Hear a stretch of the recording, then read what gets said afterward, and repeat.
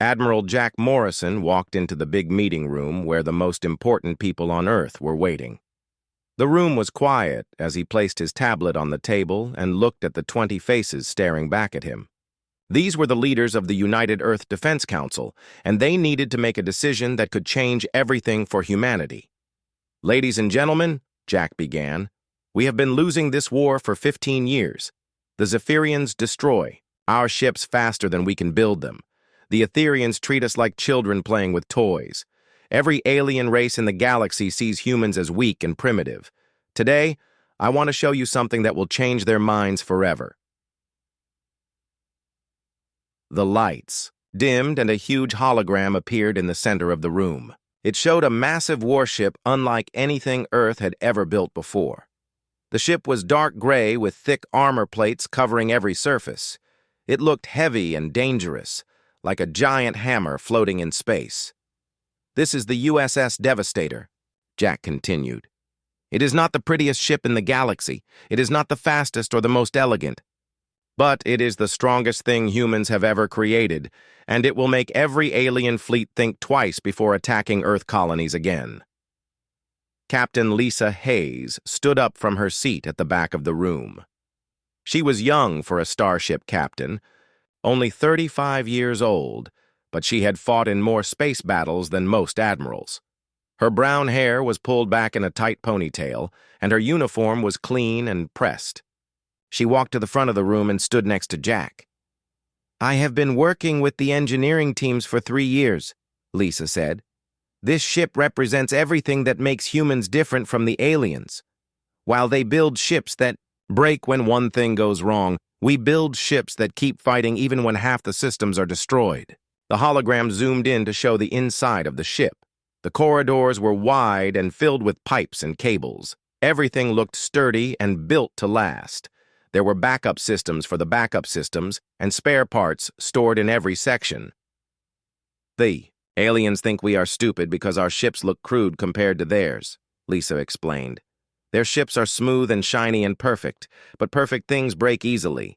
Our ships are built like tanks because we expect them to get hit, and we expect them to keep working when they do." In the engineering section of the space station above Earth, Chief Engineer Tony Rodriguez was putting the finishing touches on the Devastator's main power core. Tony had been working on starship engines for 20 years, and he had learned that alien technology was impressive, but fragile.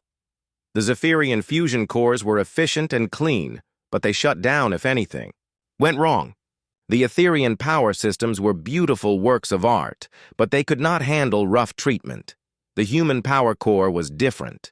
It was 3 times larger than it needed to be, and built with materials that could survive almost anything. Tony had designed it to run at full power even if half the components were damaged. The alien engineers called it wasteful and primitive, but Tony knew it would keep working when their perfect machines failed. "Sir," Tony said to his assistant, "activate the test sequence one more time. I want to make sure this beast can handle everything we throw at it." The power core hummed to life, glowing with blue-white energy. The readings on Tony's screen showed power output that was far beyond what any alien ship could produce. The safety. Systems would have shut down an alien reactor immediately, but the human core just kept running, stable and strong. Back in the meeting room, the council members were asking hard questions. They had heard promises before about new weapons and better ships, but the aliens always seemed to be one step ahead. "Admiral Morrison," said Dr. Patricia Wells, the head of the Science Council, "how do we know this ship will perform better than our previous designs? The aliens have been building starships for thousands of years. What makes you think we can compete with that experience?" Jack smiled and nodded to Lisa, who activated another hologram. This one showed test footage of armor plates being hit with alien weapons. The footage was shocking. Zephyrian plasma bolts that could slice through normal Earth armor just bounced off the Devastator's hull. The armor actually seemed to get stronger after being hit, healing itself and redistributing the energy. "The aliens have been building ships the same way for centuries," Lisa answered. "They focus on efficiency and elegance. They make everything as light and perfect as possible. But humans learned a different lesson from our history. We learned that sometimes you need to build something tough enough to take a beating and keep fighting. The hologram showed more test results. The Devastator's weapons could fire continuously for hours without overheating. The shields could absorb massive amounts of damage and keep regenerating. Most importantly, the ship could lose entire sections and still function at full capacity. The alien ships are like sports cars, Tony Rodriguez explained over the communication link from the engineering bay. They are fast and pretty and efficient, but if you hit them with a hammer, they break. The Devastator is like a military truck. It might not be pretty, but you can drive it through a brick wall and it will keep going.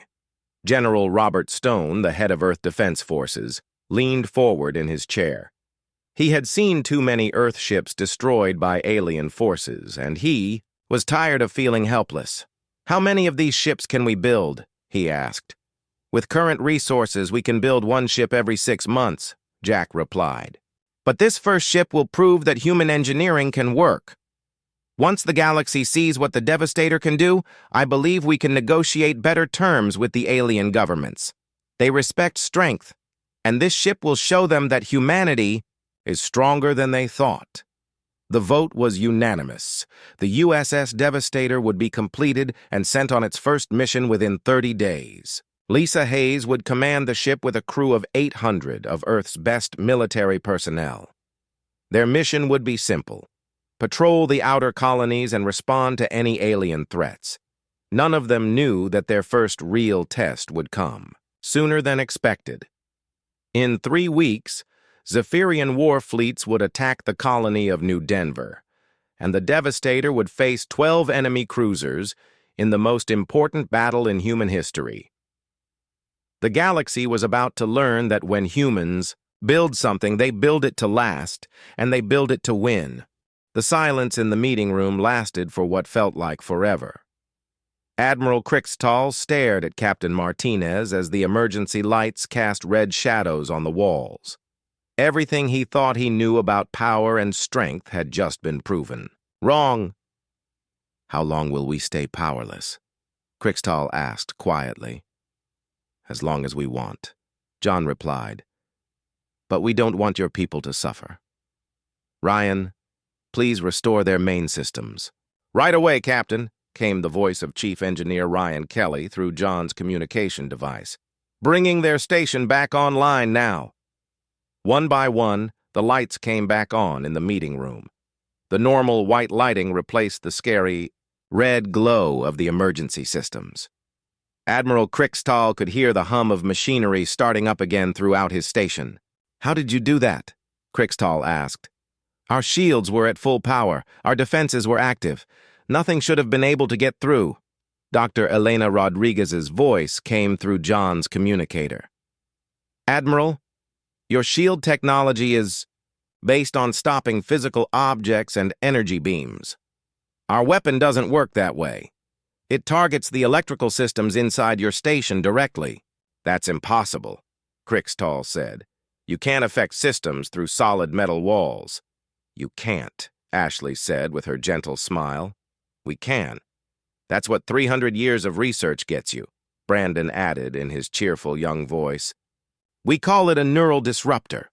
It's like giving a computer a headache that makes it take a nap." Crixtall felt a chill run down his spine. These humans were talking about completely disabling a military fortress like it was a simple magic trick. And they had done it without hurting anyone. "Captain Martinez," Crixtall said slowly, "your ship could have destroyed my entire station." "Yes," John agreed. "You could have killed everyone here." "Yes." "But you chose not to." "Yes." "Why?" John thought for a moment before answering. "Admiral, let me ask you something. If you had the power to solve a problem without violence, would you choose violence anyway?" "Of course not," Crixtall replied. "Then you understand us perfectly." On the bridge of the Defiance, the crew was monitoring communications from across the galaxy. Word of what had happened was spreading fast. Kevin Hayes looked up from his station with excitement. "Captain, We're receiving messages from 17 different star systems. News of our demonstration is traveling through all the communication networks. What are they saying? John asked. Most of them don't believe it, Kevin reported. But some of the military commanders are asking for more details. And sir, we're getting a priority message from the Galactic Council on the capital world. John smiled. Put it through. A hologram appeared in the meeting room showing an alien with purple skin and 6 arms. This was Council Leader Zephron, the most powerful politician in the galaxy. Captain Martinez, Zephron said in a worried voice, "We have received reports that you have attacked a Federation military installation." Not attacked, John corrected. Demonstrated. Admiral Crixtall asked us to show how we had changed. We showed him. By disabling his entire station? Without harming anyone, John pointed out. Admiral, would you like to tell the council leader? What happened? Crixtall looked back and forth between the human captain and the council leader. His whole career had been built on following Federation rules and protecting Federation citizens from dangerous enemies. But now he realized that the most dangerous species in the galaxy had just chosen to protect his people instead of destroying them. Council Leader, Crixtall said formally, I recommend that humanity be immediately readmitted to galactic society with full military cooperation privileges. The purple alien's 6 eyes went wide. Admiral, are you certain? The reports say they easily defeated your defenses. They did, Crixtall confirmed. They could have killed all of us. Instead, they turned off our lights and then turned them back on again. Council Leader, these humans are not the same species we quarantined 3 centuries ago. How so? Admiral Crixtall looked at Captain Martinez, who nodded for him to continue. They have evolved beyond our understanding, Crixtall explained. Their technology is centuries ahead of ours. Their weapons can do things that seem impossible. But most importantly, they have learned perfect control. They have the power to destroy anyone, but they choose to protect instead. On the alien station, Commander Jake Phillips was reading damage reports from his engineering teams. What they found was almost as amazing as the original attack. Sir, Lieutenant Amy Carter reported, the engineering teams say something incredible happened. What? Jake asked. When the human weapon hit us, it didn't just turn off our systems. It also fixed several problems we've been having for months. Our main computer is running better than it has in years. 3 broken systems are now working perfectly. Jake stared at her. They fixed our station while they were attacking it? It looks that way, sir. Back in the meeting room, Dr. Rodriguez's hologram appeared next to Captain Martinez. Admiral, she said to Crixtall, while we were demonstrating our weapon, I took the liberty of scanning your station's systems. You have several critical weaknesses that could be dangerous in a real battle. Would you like us to help you fix them? Crixtall felt his mind spinning. You want to help us improve our defenses, after proving you could bypass them completely? That's what friends do, John said simply. They help each other become stronger. Council Leader Zephron looked confused. Captain Martinez, I don't understand. If you have such advanced technology, why do you want to help other species improve their defenses against you? Because we're not planning to attack anyone, John explained. But there are other threats in the galaxy. Pirates, hostile aliens from outside our region, natural disasters. If we're going to work together to protect everyone, we all need to be as strong as possible. Ashley spoke up in her motherly voice.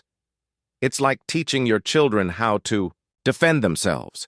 You're not planning to hurt them, but you want them to be safe. Brandon added cheerfully. Besides, it would be boring if everyone else was too weak to be interesting. The council leader was quiet for a long time, thinking. Finally, he spoke. Captain Martinez, the Galactic Federation Council will meet in emergency session to discuss your request for readmission. Admiral Crixtall's recommendation carries significant weight. We understand, John said. We'll wait for your decision. However, Zephron continued, I have one question. If the Council decides against readmitting humanity, What will you do? John's answer was simple but powerful. We'll keep protecting the galaxy anyway. Some things are more important than politics. As the hologram faded, Admiral Crixtall realized that everything in the galaxy was about to change. Humanity hadn't just returned to space. They had returned as the guardians they claimed to be. Captain, Crixtall said, when you reach the capital world, you'll have the full support of the Zephyrian Defense Force. Thank you, Admiral, John replied. It will be an honor to work with you. As the UES Defiance prepared to leave for the Galactic capital, everyone knew that this was the beginning of a new age. Humanity had returned to the stars, not as conquerors, but as protectors. The galaxy would never be the same. Admiral Crixtall stared at Captain Martinez for a long moment. The human's words echoed in his mind. Guardians of peace. The most violent species in the galaxy wanted to protect everyone else. It sounded like a joke, but the human captain looked completely serious. Guardians? Crixtall asked. You want us to believe that humans have become peacekeepers? I understand why that's hard to believe, John said. Words are easy. Anyone can say they've changed. Would you like us to show you instead? Show me. How? Crixtall asked, though he wasn't sure he wanted to know the answer. A simple demonstration, John explained.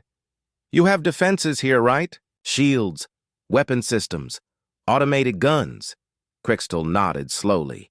His station had the most powerful defenses in this sector of space. Energy shields that could stop the biggest missiles, laser cannons that could destroy a warship in seconds, computer systems that could track and shoot down 1,000 targets at once. Turn them all on, John said calmly. Full power, maximum alert. Treat us like we're your worst enemy. What? Crixtall couldn't believe what he was hearing. You want me to activate our battle defenses against your ship? Yes, John said with a smile. Don't worry. We won't take it personally. Crixtall looked at his soldiers. They looked just as confused as he felt. This had to be some kind of trap. But what kind of trap involved asking the enemy to point all their weapons at you? Captain, Crixtall said slowly, my station has 47 warships docked here. We have enough firepower to destroy a small planet. Your ship is alone. I know, John said. That should make it a fair test. A fair test of what? Of how much we've really changed. Back on the alien station, Commander Jake Phillips received the strangest order of his military career. Admiral Crixtall's voice came through the communication system with instructions that made no sense. All stations, this is Admiral Crixtall. Activate all defensive systems immediately. Raise shields to maximum power. Bring all weapons online. And target the human vessel. Jake stared at his control panel. Sir, did you say to target the human ship? Are we attacking them? Negative. This is a demonstration requested by the humans themselves. Just follow orders, Commander. Jake shook his head but started pressing buttons. Around the massive station, hundreds of systems came to life. Energy shields flickered into existence, covering the station in layers of protective barriers. Turrets swiveled to point at the lone human ship. Missile launchers loaded their deadliest rockets. Sir, reported Lieutenant Amy Carter, all systems are active. We're reading full power on all defensive grids. Every weapon we have is locked onto the human vessel. What are they planning? Jake wondered out loud. On the UES Defiance, the crew watched their instruments as the alien station powered up for war. But instead of looking worried, they seemed almost bored. Captain, reported Commander Lisa Brooks from the bridge, the alien station has activated all defenses. I count 372 individual weapon systems aimed at us. Thank you, Lisa, came John's voice from the meeting room. Susan, are you ready? Commander Susan Walsh sat at the ship's weapons station. She was the best gunner in the human fleet, but today's job was different from anything she had ever done before. Today she wasn't trying to destroy the enemy. Today, she was trying to show mercy. Ready, Captain, she replied. One demonstration shot, minimum power, non-lethal targeting. Proceed. Susan's fingers moved over her controls with the skill of someone who had trained for this moment her whole life. The Defiance's main weapon system came online, but this wasn't like the old human weapons that aliens remembered. This was something completely new. In the meeting room, Admiral Crixtall was getting nervous. "Captain, what exactly are you planning to do?" "We're going to turn off your lights," John said simply. "What does that mean?" "You'll see." Back on the alien station, Jake Phillips was watching his screens when something impossible happened. His computer started screaming warnings that made no sense. "Sir," Amy called out in a panicked voice, "I'm reading an energy buildup from the human ship. But it's not like anything I've ever seen before." "What kind of energy?" Jake asked. "I don't know. The computer can't identify it. It's like they're charging some kind of weapon, but the readings don't match anything in our database." On the Defiance, Susan Walsh made her final calculations. The alien station's defenses were impressive for their time. 300 years ago, they would have been almost impossible to beat. But human technology had moved far beyond what the aliens thought was possible. "Firing now," Susan announced. The Defiance's weapon fired once. It wasn't a beam of light like a laser. It wasn't a missile or a bullet. It was something that the aliens had never seen before and didn't understand. A pulse of energy that behaved in ways that seemed to break the laws of science. The pulse hit the alien station's shields and passed right through them like they weren't even there. The shields didn't break or explode. They just didn't stop the human weapon at all. The energy field that was supposed to protect the station might as well have been made of paper. The pulse traveled through the station's hull without damaging it. It found the main power core that powered all the station's systems. And then it did something that should have been impossible. It turned everything off. Not destroyed, not damaged, just off. Every light on the station went dark. Every weapon shut down. Every computer stopped working. Every system that made the station a military fortress simply stopped functioning. The massive space station, with all its weapons and shields and 47 warships, became nothing more than a big piece of metal floating in space. All of it happened in 2.3 seconds. Emergency lights flickered on as backup power tried to restore basic life support. In the dim red glow, Jake Phillips stared at his dead control panels in complete shock. "What just happened?" Amy whispered.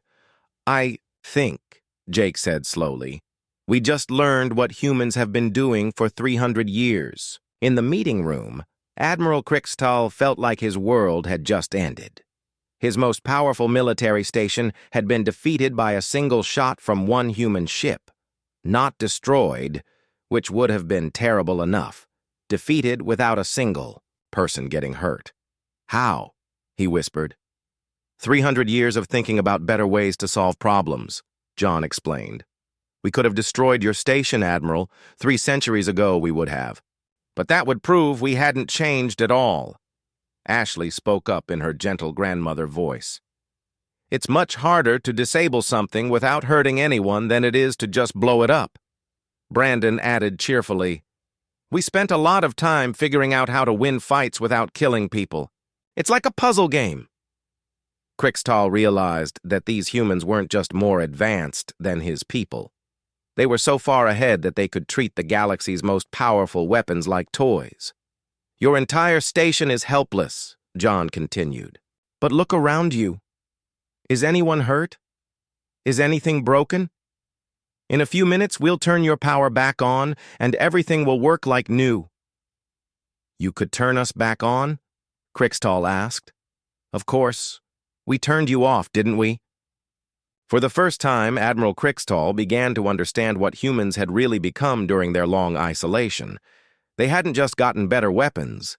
They had learned perfect control, the power to destroy completely or to spare completely as they chose. "This is how we've evolved, Admiral," John said. "We've learned that true strength isn't about how much you can destroy, it's about how much you can protect." Admiral Crixtall walked into the secret room deep inside his space station. This room held files that most people were never allowed to see. Old files. Dangerous files. Files about humans. The door closed behind him with a heavy sound. He sat down at the computer and typed in his secret code. The screen lit up with red letters that said, "Top Secret Human Files." "Computer, show me everything about the human wars," he said. Pictures filled the screen. Pictures of broken alien ships floating in space. Pictures of human soldiers with angry faces and big weapons. Pictures of planets that had been attacked and destroyed. Krikstal felt sick as he read the reports. The first report was from 350 years ago. It told about the first time aliens met humans. The humans had seemed friendly at first. They smiled and shook hands.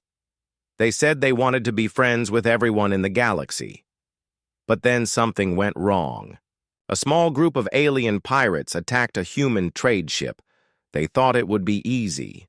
They thought humans were weak because they were new to space travel. They were very wrong. The human ship fought back like a wild animal. It destroyed all. 6 pirate ships by itself. When other humans heard about the attack, they got very angry. They hunted down every single pirate in that group. They never stopped until all the pirates were dead or in jail. "That should have been our first warning," Krikstal said to himself. The next report was worse. It told about the Kraxan War. The Kraxan were big, strong aliens who loved to fight. They had the biggest army in the galaxy. They decided to take over the human worlds because they thought it would be easy. The Kraxan sent 500 war ships to attack Earth. Everyone in the galaxy thought the humans would give up right away. Humans only had 50 ships to fight with. Old ships with weak weapons. But humans didn't give up. They fought like nothing anyone had ever seen before. When their ships got damaged, they rammed them into Kraxan ships. When they ran out of bullets, they used rocks and metal pieces. When their friends got hurt, they got angrier and fought harder. The war lasted for 6 months. At the end, all 500 Kraxan ships were destroyed. The mighty Kraxan army was gone forever, and humans had done it with only 50 ships. Krikstal read the report from the Galactic Council meeting after the war. All the alien leaders were scared. They had never seen anything like human fighting before. Humans didn't fight to win. They fought to completely destroy their enemies. "Humans are too dangerous," the report said. "They cannot be allowed to mix with peaceful galaxy citizens. They must be contained in their home system." That was when the Great Blockade started. Thousands of alien ships surrounded the Sol system. They told humans they could never leave their home again. Most aliens thought this would make humans sad and weak. They thought humans would beg to be let out. Instead, humans just went quiet. They stopped sending messages to the outside galaxy. They stopped asking for help. They just disappeared behind their wall of guard ships. For 300 years, the aliens heard nothing from Earth. Some people thought humans had destroyed themselves in wars. Others thought they had given up and become farmers. A few worried people thought humans were planning something. Now Krikstal knew the worried people had been right. On the human ship, Captain John Martinez was having his own meeting. His officers sat around a big table in the ship's meeting room. Dr. Elena Rodriguez had her computer open showing pictures of the alien station.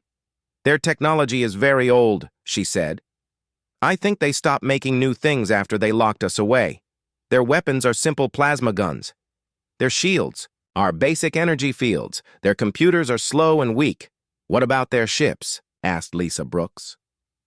"The same," Elena said. "Everything they have is at least 300 years out of date. It's like they stopped trying to get better." Chief Engineer Ryan Kelly laughed. "While we've been making better things every single day, it was true." When humans got locked in their home system, they had nothing to do but work on new inventions. They built better engines that could go faster than anything in the galaxy. They made new weapons that could shoot through any shield. They created computers that could think almost like people. Most important of all, they learned how to fight smarter. The old humans had been brave, but not very smart in battle. The new humans were brave and very smart. "Captain," said Daniel Murphy, the weapons officer, "I've been looking at their defenses. I could break through them in about 10 minutes. "We're not here to fight," John reminded him. "We're here to show them we've changed." "But, sir," said Kevin Hayes, "what if they attack us first? What if they're too scared to listen?" John thought about that. He had read the old reports, too. He knew why the aliens were afraid of humans. In the old days, humans had been wild and angry. They fought first and asked questions later. But 300 years of being alone had taught humans many things. They learned patience. They learned to think before acting. They learned that the best way to win a fight was to never start one. "They attack us," John said slowly. "We will defend ourselves. But we will not attack first. We will show them that we are different now." Back on the alien station, Crichstall was still reading the old files. The last report made him feel very worried. It was written by the only alien who had ever fought humans and lived to tell about it. The alien's name was General Vextar. He had commanded the ships that helped humans fight the Kraxon.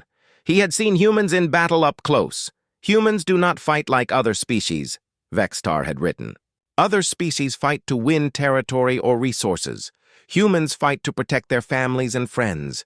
When you threaten what they love, they become something terrible. They will never stop. They will never give up. They will chase you to the end of the galaxy if they have to." "But," the report continued, "humans are also capable of great kindness. I have seen human soldiers share their food with hungry enemies. I have seen them risk their lives to save alien children. Humans are not evil. They are just very, very dangerous when made angry." Crichstall closed the file and sat back in his chair. What kind of humans were coming to his station now? Were they the angry warriors from the old stories? Or had they really changed like they claimed? His assistant came into the room. "Sir, the human ship is getting closer. They will be here in 2 hours. "And our defenses?" Crichstall asked. "All weapons are ready, sir. All shields are up. All ships are prepared for battle." Crichstall nodded. "Good. But remember, we do not shoot first. We wait and see what they want." "Yes, sir. But, sir, what if the old stories are true? What if they want to fight?" Crichstall looked out the window at the small dot of light that was the human ship. It looked so tiny compared to his huge station and all his warships. But he remembered the old lesson from the files. Never judge humans by how few they are. Judge them by how angry they might get. "Then we better hope we're strong enough to survive," he said quietly. The alarm bells rang loud across the big space station. Commander Jake Phillips sat up fast in his chair. His coffee spilled on his desk as the red lights flashed everywhere. Something was wrong. Very wrong. "Sir, we have a problem," said his helper, Lieutenant Amy Carter. She looked scared as she ran into his office. "A ship is coming toward us. A human ship." Jake felt his blood turn cold. Humans. He had heard the old stories from his grandfather. Stories about the scary people from Earth. Stories about how they fought and never gave up. Stories about how the whole galaxy had to work together to keep them away from everyone else. "Are you sure it's human?" Jake asked. His voice was quiet but worried. "Yes, sir. The computer says it's from the Sol system. That's where Earth is. The ship is flying straight toward our station." Jake stood up and walked to the big window. Out. There, in the dark space, he could see a tiny dot of light getting bigger. It was still far away, but it was coming fast. Very fast. "How long has it been since we last saw a human ship?" he asked. Amy looked at her computer. 312 years, sir. Not since the Great War ended." The Great War. Jake knew about it from school. The humans had fought against an alien army called the Kraxon. Everyone thought the Kraxon would win easy. They had bigger ships and more weapons, but the humans surprised everyone. They fought like crazy animals. They never stopped. They never gave up. They destroyed every single Kraxon ship. After that, All the other alien races got scared. They decided humans were too dangerous to be around. So they built a big wall of spaceships around the Earth system. They told the humans to stay there and never come out. That was over 300 years ago. Now a human ship was coming to their station. "Get everyone to their battle stations," Jake ordered. "And call the Admiral. He needs to know about this right now." Meanwhile, far away in space, Captain John Martinez looked out the front window of his ship. The UES Defiance was the biggest and strongest ship humans had ever built. It had taken them 50 years just to make it. John had been picked to be its captain because he was the best pilot in the human fleet. "Captain," said his second-in-command, Lisa Brooks. "We can see the alien station now. It's very big." John nodded. The alien station was huge. It looked like a giant metal city floating in space. Thousands of lights blinked on its surface. Big weapon towers stuck out from every side. It was built to fight wars. "How many ships do they have?" John asked. "My computer counts 47 ships around the station," said Ryan Kelly, his best engineer. "Most of them look like warships." "And how many ships do we have?" John asked with a small smile. "Just us, sir," Lisa said. "That should be enough," John said calmly. Lisa looked worried. She had known John for 10 years. He was always calm, even when things got dangerous. But this seemed crazy. One human ship against a whole alien army. "Sir," said Kevin Hayes from his computer station. "The aliens are trying to talk to us. They want to know who we are and what we want." "Tell them we come in peace," John said. "Tell them we want to talk." Kevin typed on his computer and sent the message. A few minutes later, he got an answer. "Sir, they say we have to stop our ship right now. They say we're not allowed to be here. They want us to go back to Earth." John thought for a moment. His people had been trapped around Earth for over 300 years. In that time, they had built new things, amazing things. Things that would surprise the aliens very much. "Send them another message," John said. "Tell them we're not the same humans they remember. Tell them we've changed." Back on the alien station, Admiral Crickstall read the human message. He was the leader of all the alien ships in this part of space.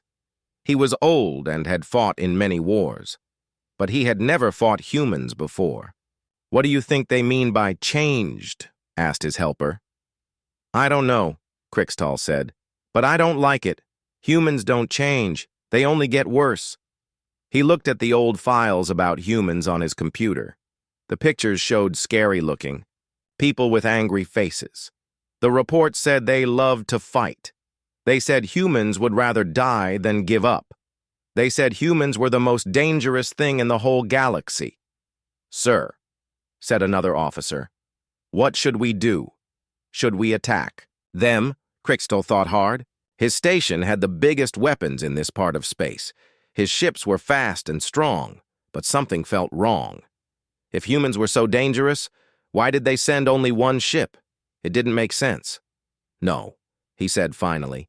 "We wait, we watch, and we get ready for anything."